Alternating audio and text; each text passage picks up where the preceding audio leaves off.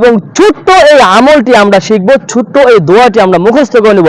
আমি আশা করি ভাই এই দোয়াটি আমি বলার সঙ্গে সঙ্গে আপনাদের মুখস্থ হয়ে যাবে, এত ছোট্ট একটি দোয়া। আসসালামু আলাইকুম প্রিয় ভাই বন্ধুরা, আশা করি সকলেই ভালো আছেন। আজকে আপনাদেরকে এমন একটি ছোট্ট আমল শিখিয়ে দিব, যে আমলটি করলে কিয়ামতের দিন সবচাইতে বেশি সওয়াব হবে আপনার।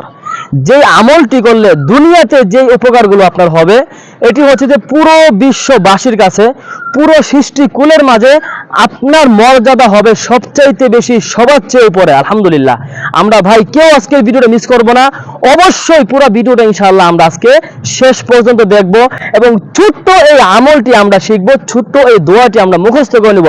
আমি আশা করি ভাই এই দোয়াটি আমি বলার সঙ্গে সঙ্গে আপনাদের মুখস্থ হয়ে যাবে, এত ছোট্ট একটি দোয়া। এই দোয়াটি ভাই মুখস্থ করার জন্য আপনাকে কোনো সময় নিতে হবে না, আপনি আমার মুখ দিয়ে শোনা মাত্রই আমি আশা করি ভাই আপনার মুখস্থ হয়ে যাবে।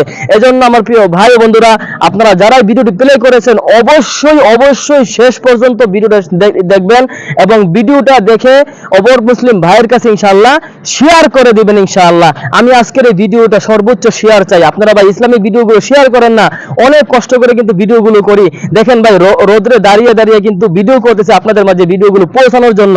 এজন্য আমার প্রিয় ভাই বন্ধুরা গুরুত্ব সহকারে আমলটি শিখে নিন। দোয়াটি হলো সুবহানাল্লাহিল আযীম ওয়া বিহামদিহি। আল্লাহ রাসূল সাল্লাল্লাহু আলাইহি সাল্লাম ইরশাদ করেন, যে ব্যক্তি এই দোয়াটি সকালে 100 বার এবং বিকালে 100 বার, কয়বার ভাই? সকালে 100 বার এবং বিকালে 100 বার পাঠ করবে, তার জন্য পুরো বিশ্ববাসীর কাছে, সৃষ্টিকুলের প্রত্যেকটা মাখলুকের কাছে তার সম্মান মর্যাদা সবচাইতে বেশি দেওয়া হবে। সুবহানাল্লাহ।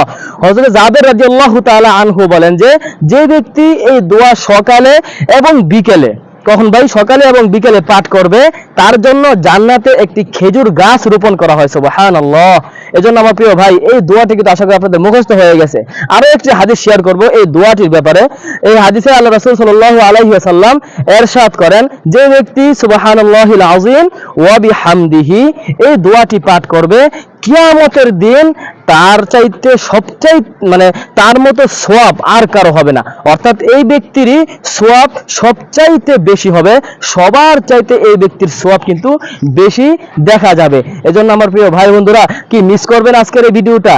এই দোয়াটাকে শিখবেন না? চলুন আমরা আবারও পড়ি, সুবহানাল্লাহিল আযীম ওয়া বিহামদিহি। শেষ এইটুকুই দোয়া আমরা আবারও পড়ছি, সুবহানাল্লাহিল আযীম ওয়া বিহামদিহি। এই দোয়াটি ভাই সকাল বিকাল 100 বার করে ইনশাআল্লাহ পাঠ করুন এবং জান্নাতে একটি খেজুর গাছ আপনি পেয়ে যান এবং কিয়ামতের দিন আপনি সবচাইতে বেশি সওয়াবের হকদার হয়ে যান।